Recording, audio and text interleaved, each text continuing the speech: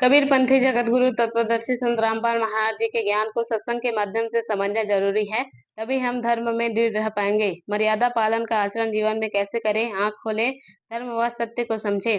आपको बता दें कि छत्तीसगढ़ के दुर्ग जिला में संत रामपाल महाराज जी का विशाल सत्संग अग्रवाल भवन नेहरू नगर में हुआ। संत जी ने कहा कि इस मनुष्य जीवन में ही ज्ञान सीखा जा सकता है। आगम की बात समझो, सत्य ज्ञान समझने की जिज्ञासा को बढ़ानी होगी। मोरों का रंग काला होता है, गोबर का गिडोला भी काला होता है। दोनों का रूप रंग एक समान है, लेकिन स्वभाव अलग अलग होता है। गौरव फूलों के ऊपर मंडराता है, गिडोला गोबर पर रहता है। गौरव सुगंध देता है तो गिडोला दुर्गंध का परिचायक है। जो आत्मा धर्म श्रद्धा और मर्यादा से परिपूर्ण होगा, उसमें फूलों की सुगंध आएगी। हमेशा व्यक्ति को गुरुदेव की आज्ञा के प्रति समर्पित रहना चाहिए। विपदा में धर्म पर स्थिर बने रहना होगा, चाहे कैसे भी मुश्किल स्थिति उत्पन्न हो। हमें विचलित नहीं होना चाहिए। जड़ मूर्ति की सेवा में कुछ नहीं मिलेगा, मानव की सेवा नहीं होती है। हम दिन भर में पुण्य से अधिक पाप कार्य में लगे रहते हैं। हमारा ज्यादातर समय पाप कार्यों में व्यतीत हो रहा है। भगवान कबीर साहेब ने पाप और दिखावा को छोड़ने योग्य बताया है। पाप करते समय रस आता है, लेकिन धर्म का ज्ञान भी हमारे जीवन में आवश्यक है। पाप की कमाई में कोई कोई भी व्यक्ति हिस्सेदारी नहीं बनना चाहता, स्वयं को ही भुगतना पड़ता है। पाप छुपा कर नहीं रखा जा सकता है।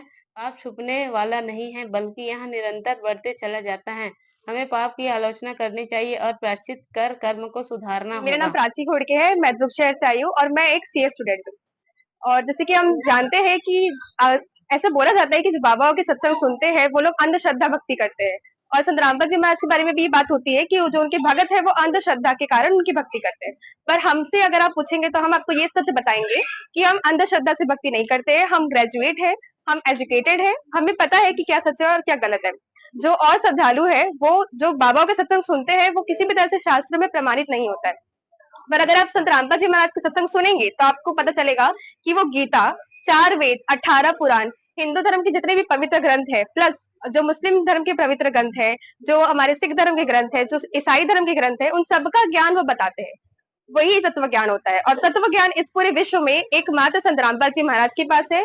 और ये हम ऐसा इसलिए कहते हैं क्योंकि हमने अभी तक, जैसे कि मेरी एज 20 है, तो मैंने अभी तक जितने भी धर्म गुरु देखे हैं, जो साधनाएं वो बताते हैं, मैंने सब देखा है। मुझे सब पता है कि कहाँ पर क्या होता है, कौन से भगवान के ज्ञान वो कैसे बताते हैं। पर आज तक हमने ऐसा कोई संत नहीं देखा जो हमें गीता खोलकर बताए कि गीता में क्या लिखा है। वो कहते हैं कि गीता में ये लिखा है और वो लिखा है, पर अगर आप उनसे किसी भी मंत्र का उच्चारण पूछेंगे या अनुवाद पूछेंगे तो वो बता नहीं पाएंगे आपको, क्योंकि वो तत्वदर्शी संत नहीं है। गीता में भी कहा गया है कि तत्वदर्शी संत एकमात्र वही होगा जो संसार में जो उल्टा लटका वो वृक्ष है, जो संसार रूपी उल्टा लटका वो वृक्ष है, उसके पूरे ही रूप बता देगा, उसके भिन्न भिन्न अंग बता देगा। वो होगा तत्वदर्शी संत। और वो तत्वदर्शी संत कोई और नहीं बल्कि संत रामपाल जी महाराज। ब्रह्मा जी, विष्णु जी और जो शिव जी है वो हमारे आदरणीय देवता है। पर हमारा जो समाज है वो ये नहीं मानता कि उनकी जन्म मृत्यु होती है, क्योंकि हमारे समाज में जो लोग उनकी पूजा करते हैं उनको बताया ही नहीं गया है।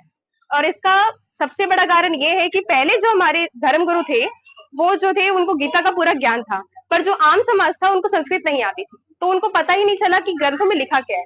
और आज जब समाज एजुकेटेड है, वो शिक्षित है, तो वो अपने ग्रंथ को देखना नहीं चाहते। अगर आप देवी भागवत को उठाकर उसमें देखते हैं तो आपको पता चलेगा कि उसमें साफ साफ लिखा है जो ब्रह्मा जी है, जो विष्णु जी है, जो शिव जी है, उनकी जन्म मृत्यु होती है।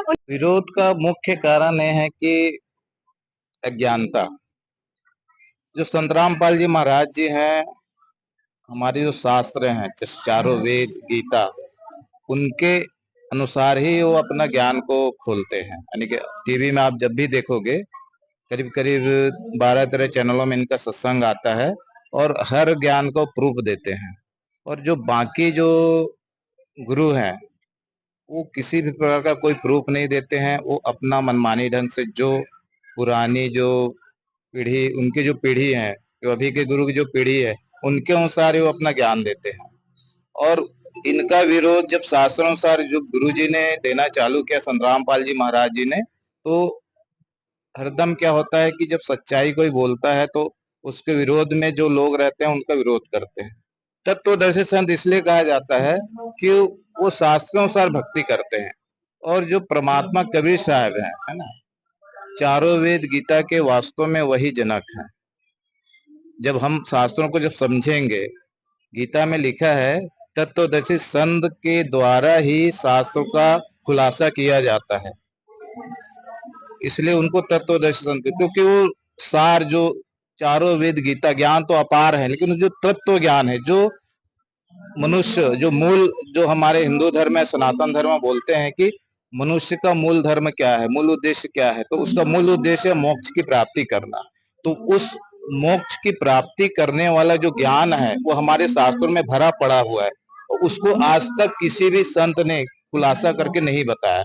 यही कारण है कि आज लोग समझ नहीं रहे हैं, और जो समझ रहे हैं, जो शिक्षित जो हैं, कुछ पुण्यकर्मी हैं, जो वास्तव में भक्ति करना चाहते हैं, भगवान को उद्देश्य लोग के जीते मरते हैं, तो ऐसे जो प्राणी है, जो जीव जीव संज्ञा में है, वो वास्तव में ज्ञान को समझ भी रहा है। और संत रामपाल जी का ज्ञान बहुत स्पीड से, बहुत ही विकराल रूप से बढ़ रहा है, और ये विदेशों में भी इनका ज्ञान फैल चुका है और लोग जुड़ रहे हैं अभी। इसी तरह से देश विदेश एवं छत्तीसगढ़ की ताजा तरीन खबरों को देखने के लिए इस चैनल को लाइक, सब्सक्राइब एवं शेयर करें।